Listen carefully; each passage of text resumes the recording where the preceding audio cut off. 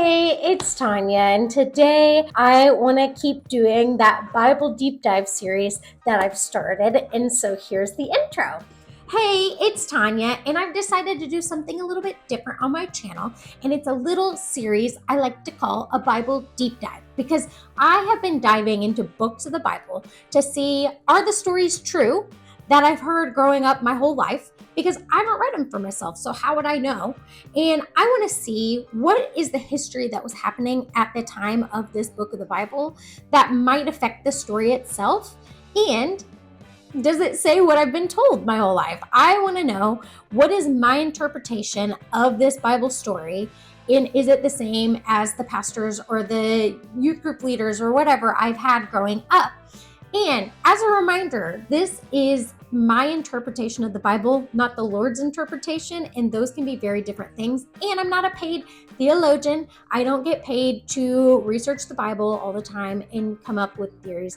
This is just something I'm doing in my free time. So let's get into it. So today I've decided to talk about Philippians because I feel like a lot of pastors cover this, but I thought it would be more easy to explain it kind of in a story format rather than like going line per line. I just thought it would be kind of more of a conversation. So Philippians starts out, it was written by Paul, and it was about 62 AD after Christ's death. And Paul, again, is the one writing from prison. He's writing this letter to his friends or the believers that were separated from him since he was out spreading the word. And they were the ones that were financially supporting them. And he's giving them instructions on how to have hope going forward and continue spreading the gospel in their area. So a little bit of history. Around this time, there was Augustus Caesar, and he was kind of known as Nero at the time. And it's assumed that Paul was being held in Rome at the time. And he, again, is writing back to the people in Philippi, which why this is important is because he helped start the church when he was there. So he's the one that spread the gospel there and told about Jesus. And that's how they learned. And so he started their church. So he's writing to the bishops, the leaders, their helpers, anybody that's kind of at that church. And it sounds like he's writing because there's some disagreements going on in the church, aka there's two women that are fighting and causing a lot of drama, as well as there's some other preachers around.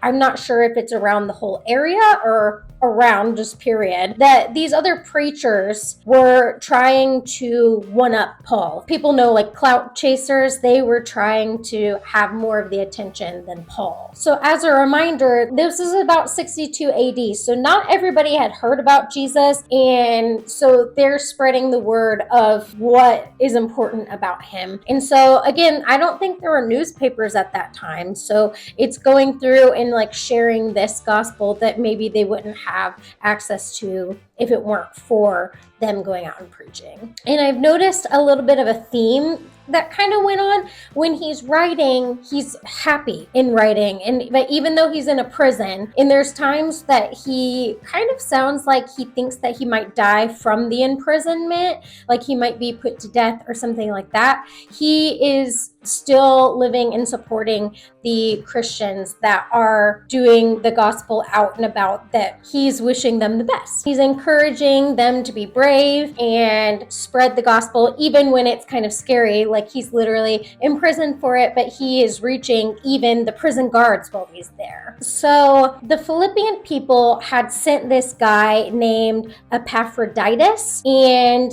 they had sent him to Paul with some financial assistance as well as just like assistance. And so he's writing back to them and also giving them an update on how he's doing, because when he was visiting with Paul, he actually got really sick and he actually almost died. So it's it's important. He is sharing, an update on this guy. He's also sending in some reinforcements when he's sending Epaphroditus back. He's sending one of his loyal helpers named Timothy, and Timothy is also going to go help them out. So in chapter 3, it's talking about Paul is describing some Gentiles or legalists that they're starting to require strange things to become a Jesus follower or a Christian. They're requiring that you become a Jew, you get circumcised, and you have to go through these steps like becoming a Jew before you can become a Christian. And Paul is saying, hey, we don't need to jump through those hoops. We just need to believe in the importance of Jesus. And that's the main thing that we need to spread. So we don't need all of this drama between bunches of different people, and it's not a whole big process to become a Christian. Fun fact, in chapter 4, it's talking about a crown, and it's kind of talking about, hey, stand firm and you're gonna receive this crown.